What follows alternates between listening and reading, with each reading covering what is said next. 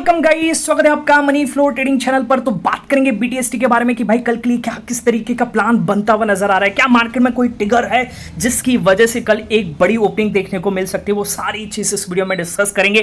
क्या global cues मिल रहे हैं, क्या डोमेस्टिक क्यूज हैं, क्या अलाइन है, क्या आने वाला है, सारी चीज डिस्कस करेंगे। ओके, तो चलिए वीडियो स्टार्ट करता हूं। वीडियो स्टार्ट करने से पहले अगर आप मेरे चैनल पर नए हैं तो सबसे पहले तो आप चैनल को सब्सक्राइब कर लीजिए, साथ के साथ बेल आइकन को प्रेस कर दीजिए, जिससे you will never miss the update. जो भी वीडियो मैं अपलोड करूंगा आप तुरंत जाकर के देख सकते हैं और अपनी स्ट्रैटेजी बना सकते हैं। ओके, अगर आप मेरे व्यू पर प्लान करें तो आपको पता होना चाहिए कि I am not SEBI registered, मैं सेबी रजिस्टर्ड नहीं हूं। तो प्लान करने से पहले अपने फाइनेंशियल एडवाइजर से एडवाइस जरूर कर लीजिएगा। बाकी अगर आप देख रहे हैं, सीख रहे हैं, समझ रहे हैं तो बहुत ही इंपॉर्टेंट वीडियोस आपको मिलते रहेंगे। तो प्लीज अपना प्यार बनाए रखिए। ओके, चलिए सबसे पहले तो डिस्कस करते हैं कल की बीटीएसटी। ओके, तो मैंने आपको क्लियरली बोला था कि यहां पर निफ्टी क्लोजिंग करे 25,500 के ऊपर तभी आप गैप अप का प्लान कीजिएगा, या फिर निफ्टी क्लोजिंग करे 25,390 के नीचे। ओके, तब आप यहां से डाउन साइड का प्लान करिएगा। पर निफ्टी ने कहीं भी क्लोजिंग नहीं दी, इन दोनों के बीच में दी, तो आप कुछ भी नहीं लेकर के गए होंगे तो फायदेमंद रहे होंगे। ओके, क्योंकि मार्केट आज 30 पॉइंट गैप अप खुला है, पर आपको कॉल में कोई भी फायदा देखने को नहीं मिला होगा, पुट में तो बिल्कुल नहीं मिला। ठीक है, ओके, तो एक्सपायरी से आप बच गए। मतलब एक्सपायरी में क्या होता है, एक्सपायरी जब ओपनिंग होती है, फ्लैट होती है, तो काफी ज्यादा डेके के साथ ओपनिंग होती है। ठीक है, ओके, तो उससे आप काफी ज्यादा बेटर हो गए हैं। ठीक, अच्छा, अब मार्केट में कोई ट्रिगर है क्या कल के लिए ले जाना चाहिए, आगे डिस्कस करेंगे। पर उससे पहले आज फिर हमने इंट्राडे में क्या किया और मार्केट हमें किस तरीके का मूव दिया। तो मैं आपको राइट हैंड साइड पे पिक तो नहीं दिखा रहा क्योंकि कुछ खास बड़ा मूव नहीं मिला। मैं आपको ऐसे ही डायरेक्टली बता देता हूं कि निफ्टी में एक हमारा यहां से प्लान था कि निफ्टी में हम प्लान करेंगे 25,458 के नीचे। एक मूव मिला, ये जो 430 तक का इसने लो लगाया। ओके, और फिर दूसरा मूव हमें यहां पर ये मिला था कि हमारा प्लान था 395 के नीचे अगर जाएगा तो हम डाउन साइड का प्लान करेंगे, और इसने 360 तक का मूव दिखाया जिसमें हमें 15 से 17 पॉइंट के आसपास देखने को मिले। ठीक है, और एक यहां पर एसएल भी कट गया था। हमारा प्लान था कि 445 के ऊपर प्लान करेंगे, इसने 454-55 के आसपास से नीचे ड्रॉप कर गया, तो एसएल भी कटा। ओके, तो कुल मिलाकर के मैं आपको राइट हैंड साइड पे पिक दिखा देता हूं। फाइनल जो हमारा रहा वो 2% गेन में रहा। ओके, खास बड़ा गेन नहीं है क्योंकि मल्टीपल ट्रेड्स हुई हैं। ओके, गेन खास बड़ा नहीं है क्योंकि मार्केट ही ऐसा है, मार्केट में मिल ही नहीं रहा है, तो हम जबरदस्ती का तो ट्रेड नहीं करेंगे। यही तो है पेशेंस का टाइम। आप पेशेंस रखिए, मार्केट में बड़ा मूव आएगा, वो जल्द आएगा। ओके, मार्केट को बस एक ट्रिगर चाहिए और कुछ नहीं चाहिए। ठीक, चलिए एक और चीज दिखाता हूं। देखिए, अब अपने इंडियन मार्केट से पैसा नहीं बन रहा है तो पैसा तो बनाना है। ओके, क्योंकि हमें तो सिर्फ ग्रीन चाहिए, रेड से हमें मतलब नहीं, जबरदस्ती का नहीं करेंगे। ओके, अब पेशेंस इंडियन मार्केट में कर सकते हैं पर कहीं तो हमें पैसा कमाना पड़ेगा। तो उसके लिए मैं आपको राइट हैंड साइड पे पिक दिखाता हूं। ये पिक देखिएगा, जो हमारा क्रिप्टो ग्रुप है वो लगातार सिग्नल्स पे काफी अच्छे ट्रेड दे रहा है और 24/7 काम करता है। ओके, साइडवेज में भी काम करता है, वहां पे हमारे एसएल भी करते हैं। ओके, पर जब चलता है तो देखिए किस तरीके का मूव देकर के गया। ओके, कल रात को 12,000 की कैपिटल में वो 20 से 25,000 के आसपास मिल रहे थे, पर मैं सोचा कि भाई ऐसे लगा देना चाहिए। ओके, काफी बार मेरा लॉस भी हुआ है इसमें, ऐसी कोई बड़ी बात नहीं है। लॉस मतलब मैं कॉस्ट टू कॉस्ट के साथ ही जाता हूं, लॉस नहीं लेता हूं। ओके, प्रॉफिट को मैं अपना मतलब गवा देता हूं। ठीक है, तो वही चीज मैंने करी।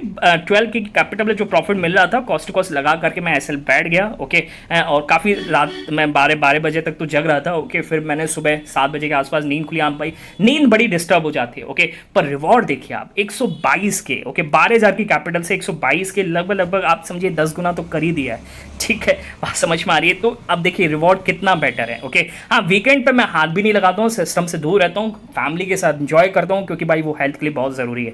ठीक है, ओके, पर वीकडेज में तो काम करना पड़ेगा। तो ये सुबह मैंने प्रॉफिट बुक किया, फिर दूसरे एक और ट्रेड यहाँ पर मिला। ओके, 8 की कैपिटल पे 13,000 का प्रॉफिट मिला।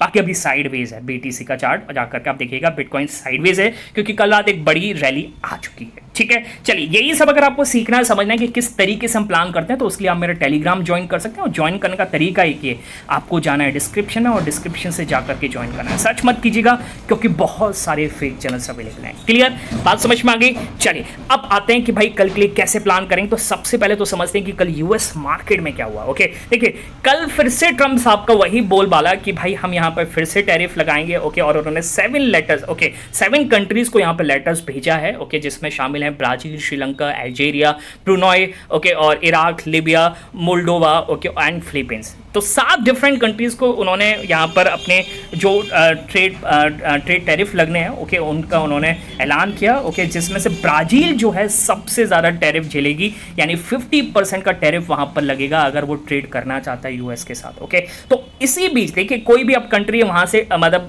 ट्रम्प साहब से डरना नहीं चाहते, कोई भी कंट्री नहीं डरना चाहती है। ओके, इवन स्टॉक मार्केट भी नहीं डरा, वो मैं आपको दिखाऊंगा। होगा, ठीक है। पर कहीं ना कहीं टैरिफ बहुत हो चुका है, तो यहाँ पर अब कंट्रीज ने भी बोला कि यार अपने पास कोई ऑप्शन नहीं है, तो हम भी टैरिफ लगाएंगे। और वहीं ब्राजील के प्रेसिडेंट जो है दा सिल्वा, उन्होंने भी अनाउंस कर दिया कि 50% हम यहाँ पर रेसिप्रोकल टैरिफ लगाएंगे अगर ट्रम्प साहब हमारे इस पर हम पर टैरिफ लगाते हैं। ओके, ठीक है। तो क्लियर उन्होंने बोल दिया कि भाई यहाँ पर झुकने जैसा सीन तो कुछ भी नहीं है। ओके, वो ब्रिक्स नेशंस पे भी कह रहे हैं कि 10% का एक्स्ट्रा टैरिफ लगेगा। ब्रिक्स नेशंस भी यहाँ पर झुकने के लिए रेडी नहीं है। ओके, और इवन उनका मार्केट भी यहाँ पर झुकने के लिए रेडी नहीं है। मार्केट भी देख चुका है कि भाई कितना इनका बड़बोलापन हो रहा है, उसको साइड करते हुए यहाँ पर देखिए कल तीनों ही बेंचमार्क्स तेजी में रहे हैं। और देखिए आप डाउ जोन्स लगभग आधे % के आसपास, ओके, S&P भी आधे % के आसपास, और नेस्डेक में देखिए 1% के आसपास की रैली बनी है। ओके, नेक्स्ट अब नेस्डेक जो है आपको पता होना चाहिए कि रिकॉर्ड हाई पर यहाँ पर ट्रेड करता हुआ नजर आ रहा है। और नेस्डेक में सबसे बड़ा स्टॉक जो कल चला है वो यहाँ पर चला है एनवीडिया, ठीक है। अब एनवीडिया के तो पूरे ग्लोब में ट्रेडिंग पार्टनर है, पर एनवीडिया मतलब आप ये समझ के चलिए ना कि डर नहीं लग रहा है, बिल्कुल डर नहीं लग रहा है। ओके, और एनवीडिया ने $4 ट्रिलियन की जो मार्केट कैप है उसको गेन किया है। और ये आपको पता होनी चाहिए कि अपनी जो जीडीपी है सिर्फ उससे 5% कम है। ओके, यानी एनवीडिया से 5% दूर है इंडिया की जीडीपी को सरपास करने के लिए। ओके, तो आप एक चीज देखिए, एक सिंगल कंपनी कितनी ज़्यादा यहाँ पर आप देखिए उसकी मार्केट कैपिटल यहाँ पर हो चुकी है, ठीक है। बात समझ में आ रही है। तो कहीं ना कहीं टैरिफ का कोई किसी को डर नहीं है, अपने मार्केट में भी कोई डर नहीं है। आज फ्लैट ओपनिंग हमने देखी, कुछ भी कर ले, ओके, कोई डर नहीं है। बाकी एक चीज़ है, मार्केट चल क्यों नहीं रहा है? मार्केट चल इसलिए नहीं रहा है क्योंकि यहाँ पर ट्रेड डील नहीं आ रहा है जो इंडिया यूएस की होने वाली है, ठीक है। ओके, अब काफ़ी बार सुनने में आया कि साइन हो चुकी है, कभी भी आ सकती है, पर आ नहीं रही है, ठीक है। जब तक आएगी नहीं तो कुछ भी मायने नहीं रखता कि भाई साइन हो गई, कुछ भी हो गई, ओके, क्योंकि जब आएगी तो पता चलेगा किस किस सेक्टर्स में यहाँ पर टैरिफ लगने वाला है। तो उस हिसाब से क्या होगा कि बड़े प्लेयर्स जो है अपनी पोजीशंस को मूव करेंगे।